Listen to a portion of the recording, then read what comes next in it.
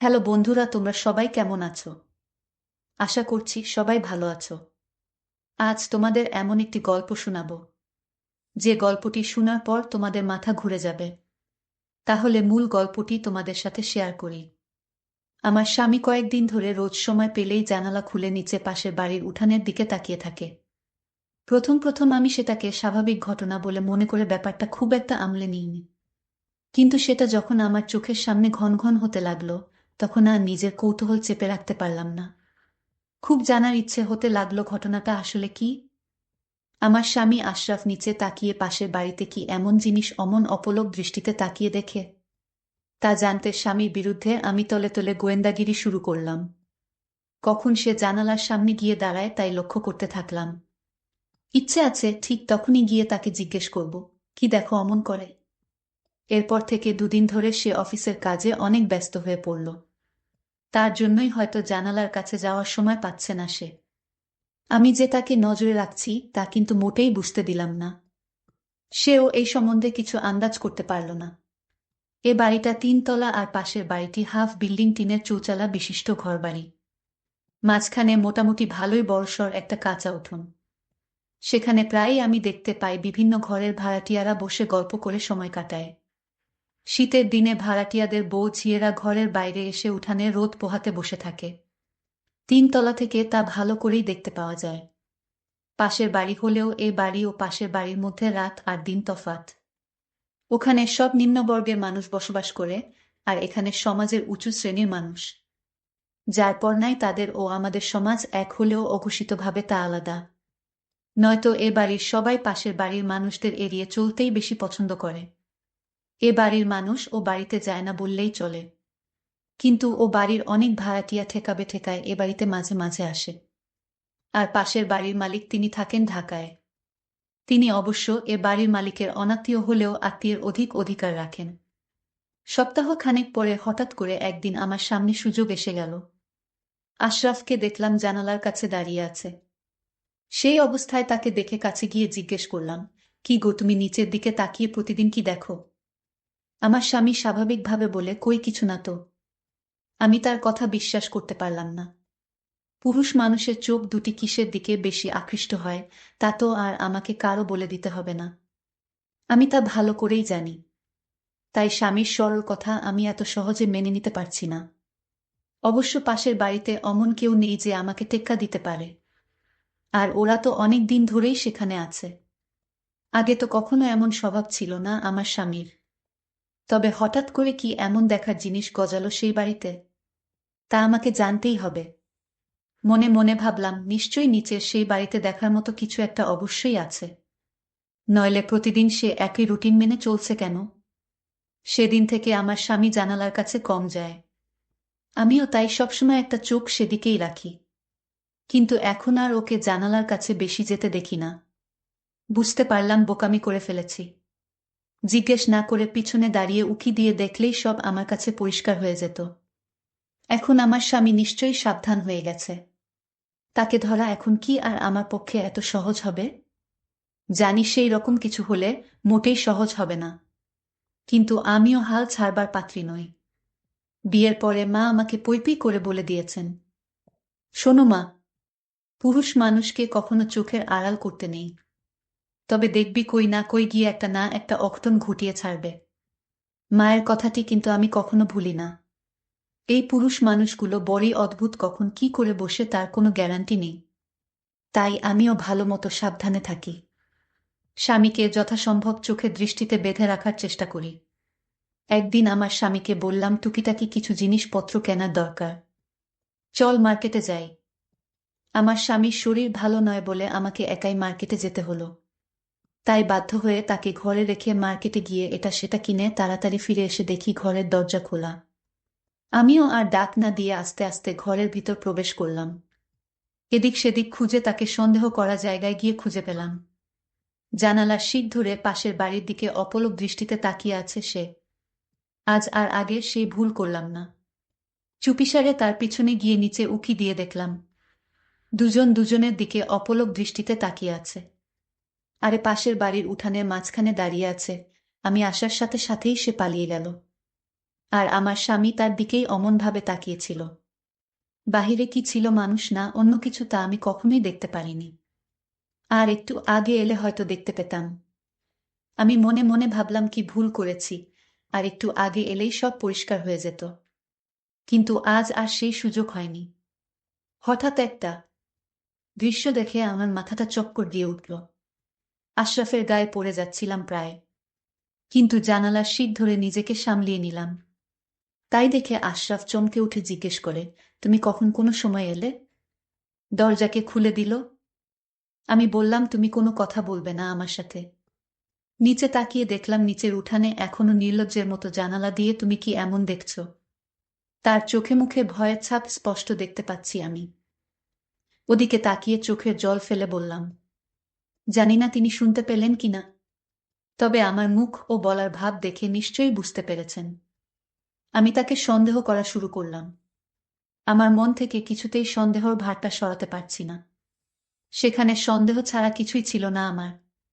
আমার স্বামী আমাকে অনেক বোঝানোর চেষ্টা করলেন, কিন্তু আমি তার কোনো কথা শুনতে রাজি হলাম না। সেদিন থেকে 1 সপ্তাহ ধরে দুইজন দুই রুমে থাকি। স্বামীর সব কাজ নীরবে করে যাই, কিন্তু কথা বলতে মন চায় না। ভাবি আমার স্বামীর এমন স্বভাব, আমি কখনো স্বপ্নেও তা ভাবতে পারি না। আমি আমার স্বামীকে অনেক ভালোবাসি। সে মানুষটা মোটেও খারাপ নয়। হয়তো চোখের নেশায় পড়ে গিয়েছিল, কিন্তু জানালা দিয়ে আমি তো কিছুই দেখতে পেলাম না। তাহলে আমার স্বামী জানালা দিয়ে কি এমন দেখে? আমার সন্দেহ মনে লেগেই থাকলো। এখন আর কতদিন ধরে জানালার ধারে কাছেও যায় না সে। হয়তো নিজের ভুল এখন সে বুঝতে পেরেছে। আর আমি বা নিজের স্বামীকে শুধু শুধু একা দোষী ভাবছি কেন? ভাবলাম একদিন গিয়ে কয়েকটি কথা ওনাকে ভালো করে শুনিয়ে আসব। কিন্তু কাকে শোনাবো এই কথা? বলবো এভাবে আমার স্বামীর দিকে তাকিয়ে না থেকে নিজের মানুষটার দিকে নজর দিক। কিন্তু আমি কাকে বলবো সেই কথা? আমি তো কাউকে দেখতে পাইনি। আমি যদি শিওর কাউকে দেখতে পারতাম তাহলে এই কথাগুলো সেই মানুষটাকে বলা যেত। কিন্তু আমি ভাবলাম ওই বাড়িতে মহিলারা আছে, তাদেরকে এই কথাগুলো বলে আসি। কিন্তু মনে মনে ভাবলাম একজনকে সরাসরি না থেকে তাকে শুধু সন্দেহ করা ঠিক না। আর আমি যে কথাগুলো বলতে ভাবছিলাম তাও তো বলা ঠিক হবে না, কারণ আমি তো কাউকে দেখতেই পাইনি। যদি কাউকে ধরা যেত তাহলে হয়তো কথাগুলোর আগেই বলতাম। যাই হোক, আমি আমার স্বামীর সাথে ঝগড়া করলাম, কিন্তু যেহেতু সরাসরি কাউকে দেখতে পাইনি, সেহেতু স্বামীর সাথে ঝগড়া করার কোনো মানে হয় না। আমি ভাবলাম যেদিন নিজ চোখে দেখতে পারবো সেদিন হবে বোঝাপড়া। আজ মনে মনে সিদ্ধান্ত নিলাম স্বামীর সাথে ঝগড়া মিটিয়ে ফেলব। তাই আয়নার সামনে দাঁড়িয়ে নিজেকে গুছিয়ে নিলাম। আশরাফ বসে বসে টিভি দেখছে। আমি তো তার সাথে কথা বলি না, তাই টিভিতে এটা সেটা দেখেই সে এখন সময় কাটায়। আর সকাল হলে তো অফিসে যাওয়ার ব্যস্ততা শুরু হয়ে যায়। নিজেকে আয়নার সামনে ভালো করে আরও একবার দেখে নিয়ে তারপর ড্রয়িং রুমের দিকে এগিয়ে গেলাম। ভাবছি হঠাৎ করে পিছন থেকে হাত দিয়ে তার চোখ দুটি ধরে চমকে দিব। ড্রয়িং রুমে টিভি চলছে, কিন্তু আশরাফ সেখানে নেই। সে জানালার কাছে গিয়ে দাঁড়িয়ে আছে। আমি তাকে সেখানেই পিছন থেকে চোখ বেঁধে তাকে চমকে দিয়ে বললাম, আর ঝগড়া নয়। কিন্তু হঠাৎই আশরাফ পকেট থেকে কিছু একটা বের করে জানালা দিয়ে নিচে ছুঁড়ে দিল। আমি তৎক্ষণাৎ জিজ্ঞেস করলাম, তুমি কি ছুঁড়ে দিলে? চিঠি মানে প্রেমপত্র। আশরাফ আমার দিকে তাকিয়ে বলে, কিছু না। তবে হিমা, তোমার মাথাটা শীঘ্র নষ্ট হতে চলেছে। বাজে চিন্তা বাদ দাও। আমি তার কথা বিশ্বাস না করে কাছে গিয়ে নিচে তাকিয়ে কাউকে দেখতে পেলাম না।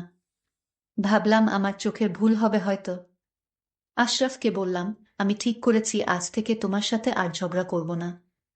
তুমিও আমার মনে কষ্ট লাগে এমন কাজ করো না প্লিজ। আশরাফ হেসে বলে, ঠিক সিদ্ধান্ত নিয়েছ। আমি কখনোই এমন কাজ করব না কখনো, যাতে তুমি কষ্ট পাও। সেদিন আমরা অনেক জায়গায় ঘুরতে গেলাম, কিন্তু পরদিন জানালার কাছে একটা 1000 টাকার নোট পড়ে আছে দেখে তুলে নিলাম।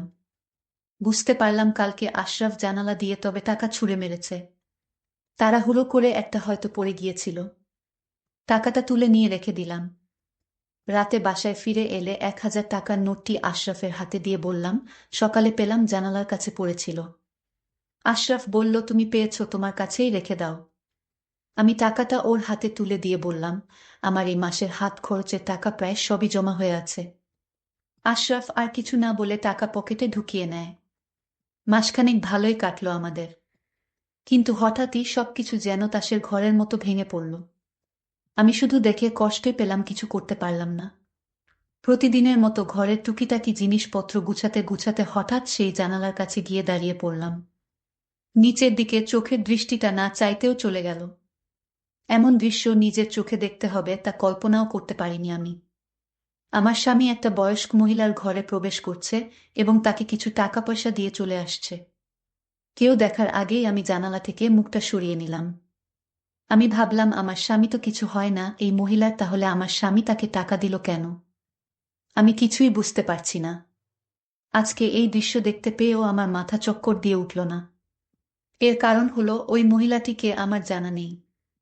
আমার স্বামীকে জিজ্ঞেস করলাম, আশরাফ, তুমি তো বলেছিলে তোমার মনে কথা আমার কাছে বলবে।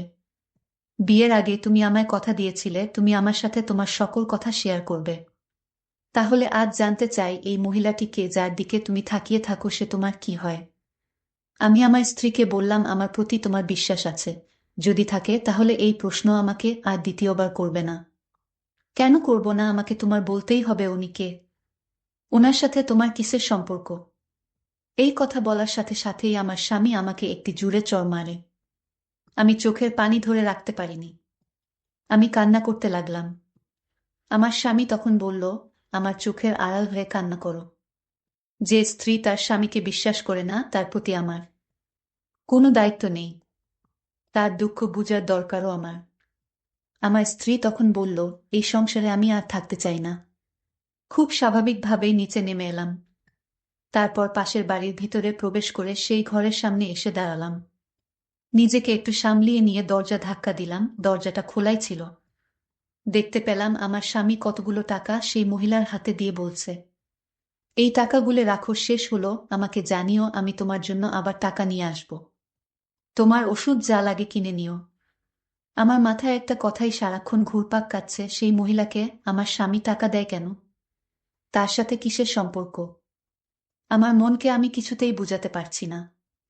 আমার মনের সন্দেহ লাগলো, তাহলে কি ওই মহিলার সাথে? না, আমি কিছুই ভাবতে পারছি। আমি আর এই সংসারে থাকব না। আমি আমার বাবার বাড়ি চলে এলাম। কিন্তু আমার বাবা জিজ্ঞাসা করলো, কিরে মা, তুই হঠাৎ চলে এলি যে? আমি বললাম, বাবা, আমি আর আমার স্বামীর বাসায় যাব না। আমি আমার স্বামীকে ভুলে যেতে চাই।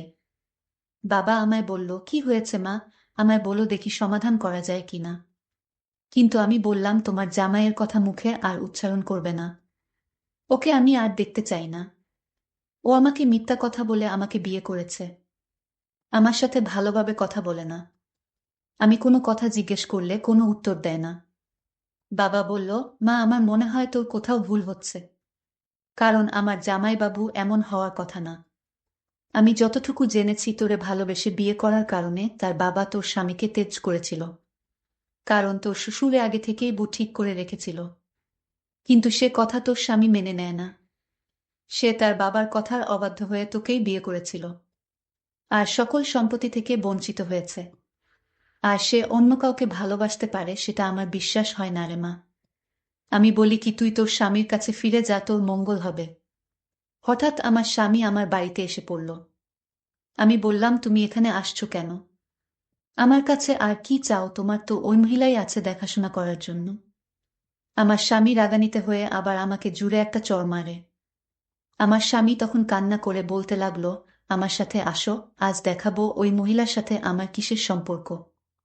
কেন জানালা দিয়ে আমি ওই মহিলাকে দেখতাম, আর মাঝে মাঝে ঘরে গিয়ে টাকা দিয়ে আসতাম। সেই মহিলা আজ লাশ হয়ে পড়ে আছে। চলো আমার সাথে। আমার স্বামীর কথায় আমার স্বামীর সাথে চলে আসলাম। এসে দেখি সাদা কাপড় পরা অবস্থায় মহিলাটি কাঠিয়ায় শুয়ে আছে। আমার স্বামী চিৎকার করে বলল, আমি যে মহিলাটিকে জানালা দিয়ে দেখতাম, আমি যার ঘরে গিয়ে মাঝে মাঝে টাকা দিয়ে আসতাম। তুমি ভেবেছ ওই মহিলার সাথে আমার কিসের সম্পর্ক? আমাকে তোমার সবসময় সন্দেহ হতো। যে মহিলাটির দিকে আমি চেয়ে থাকতাম সে হলো আমার জনম দুঃখিনী মা, আমার গর্ভধারিণী মা। সেই আর কেউ নয়, আমার মা, আমার আম্মা, যে আমাকে কুলেপিঠে করে লালন পালন করে মানুষ করেছে। আমার স্বামী এই কথা বলছিল আর হাউমাউ করে কান্না করছিল। তার চোখে যেন জলের সাগর বইছে। আমার স্বামী আমাকে বলল, জানো হিমা, আমি যখন তোমাকে ভালোবাসতাম তখন আমার বাবা আমাদের এই বিয়েটা মেনে নিতে পারেনি। কিন্তু আমার মা আমাকে সাহস দিয়ে বলেছিল, বাবা তুই যাকে ভালোবাসিস তাকেই বিয়ে করো। আমি আমার মাকে বললাম, মা তুমি দোয়া করো। এইদিকে আমার বাবা আমাকে তেজ করেছে। শুধু তোমার জন্য আমি সবকিছু ছেড়ে শহরে আসি। আমার কাছে মনে হয়েছিল সম্পদের চেয়ে আমার কাছে তুমি অনেক দামি, কারণ আমি তোমায় ছাড়া বাঁচব না। আর তাই আমি তোমাকে বাবার অবাধ্য হয়ে বিয়ে করেছি। আমি যখন বাড়ি থেকে বের হয়ে আসি তখন আমার মা আমাকে দেখার জন্য ছটপট করত। ঘুমাতে পারত না, বাবাকে বলতো আমার ছেলেকে এনে দাও। আমার বাবা মায়ের কথা কিছুতেই শুনতো না। আমার মা একদিন বলল, আমি আমার ছেলের কাছে চলে যাব। বাবা তখন উত্তর দিল, চলে যেতে হলে চিরদিনের জন্য চলে যাও, এ বাড়িতে আর আসতে পারবে না। আমার মা মান সম্মানের দিকে চেয়ে বাবার কাছেই রইল। কিন্তু আমার বাবাকে কৌশল করে আমার মা বলল, গ্রামে ভালো লাগে না। আমার মা জানতো আমি কোথায় থাকি, আর আমার বাসার পাশে একটা ভাড়া বাসা রাখে, যাতে আমার মা আমার মুখখানা দেখতে পারে।